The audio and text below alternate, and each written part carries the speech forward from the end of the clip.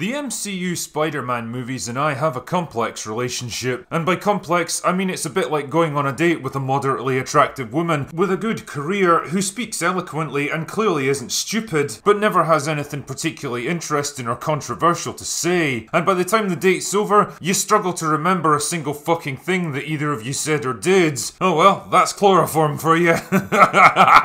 On the surface, Tom Holland's first two Spider-Man films have been pretty successful. They've been perfectly well made, well written, and mostly well cast. But for me, they always felt strangely vapid and lightweight, like there was no real emotional heart to them. It was more like a bunch of young, good-looking people going through all the correct motions to produce a predictable response, and as a result, I kinda struggled to get invested in them. But then the trailer for Spider-Man No Way Home dropped the other day, and something unexpected happened. I actually felt a twinge of excitement. Are you serious? Or maybe it was gout, it's getting difficult to tell these days. Either way, after enduring the slurry of mediocre shit that is Phase 4, this trailer seemed like a breath of fresh air. I feel like I've spent the past few months trapped inside the worst toilet in Scotland, only to spot the glimmer of a gold Rolex floating deep within the murky, fecal depths. The only question now is whether it's worth diving in to retrieve it. I mean, I've still got some reservations, as well as a lingering suspicion that a lot of this excitement is down to a combination of a low bar and nostalgia for the shameless references to older, better Spider-Man films. But what the fuck? Let's talk about it and see where we end up. The general premise of this movie is that Peter Parker is struggling to cope with life in the spotlight after being outed as Spider-Man by Jonah Jameson at the end of the last movie. I love how these assholes are protesting against him when he goes to school. This guy literally helped to save the universe. You know, the thing that you live inside? You should be showering him with undying gratitude for the rest of your natural lives. Fucking zoomers. Anyway, the point is that I guess he's a controversial figure now, so the rest of the plot can happen. So he seeks out Doctor Strange and asks him to whip up a quick spell to undo all of this and make everyone forget that he's Spider-Man. And for some reason, Strange is like, yeah, fuck it, why not? You know, I have a few questions about this setup. Why is Doctor Strange your first port of call to try and fix this? Surely one phone call to Nick Fury or Pepper Potts would be enough to set up some kind of disinformation campaign to discredit this news report, or just use their enormous financial resources to sue the newspaper into oblivion. I mean, the Daily Bugle is literally just an online gossip rag in this universe, about as trustworthy and credible as a BuzzFeed political piece. Why does everyone just instantly believe this report as being 100% true? Also, don't you think there's some kind of moral and ethical considerations to rewriting the minds and memories of millions of people around the world? It didn't exactly work out great for Wanda when she tried it on a single town. Oh wait, I guess it's okay when she does it, because she got the big sad. Anyway, because Peter's a hyperactive teenager, he's physically incapable of shutting the fuck up while Strange is constructing his spell. I love how he's so concerned about excluding people close to him from the mind control spell. First up, isn't it better for everyone involved that they don't know your secret identity, so there's no chance that they might slip up and compromise you someday? And even if you really do want them to know for some reason, you realise you could just tell them about it afterwards, right? Like, the spell isn't going to stop them from forming new memories. Fucking hell, it took me about 3 seconds to undermine the whole premise of this movie. Ah, whatever. We've got to make the plot happen somehow, I guess. The point is that Peter's constant interference distracts Strange and causes him to fuck up the spell, transporting Peter to a different reality and unleashing the multiverse.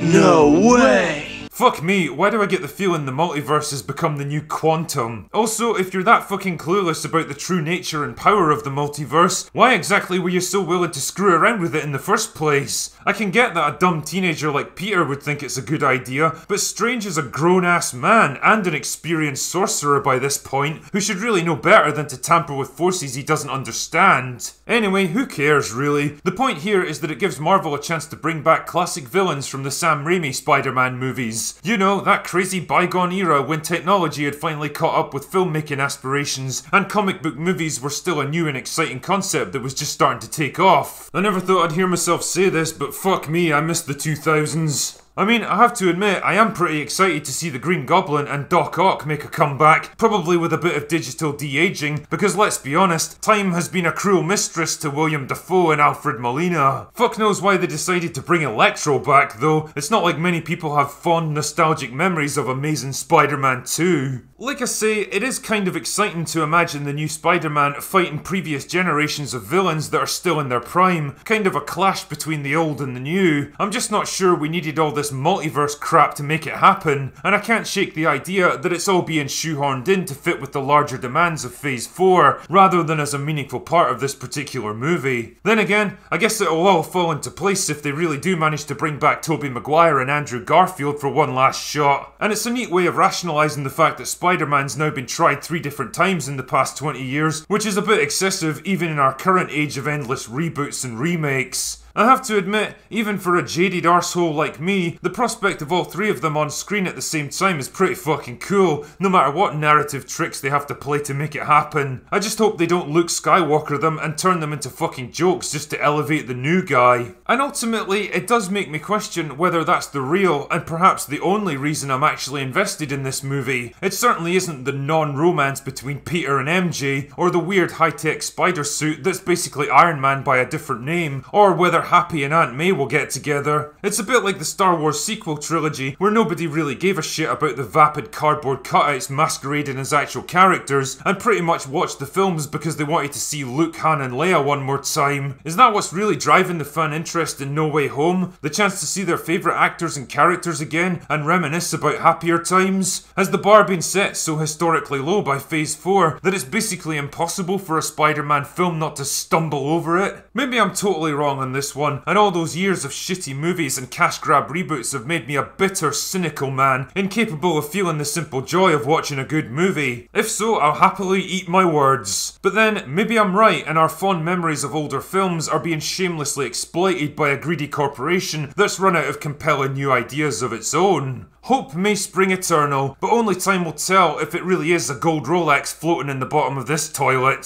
For now, my optimism remains cautious at best. Anyway, that's all I've got for today. Go away now.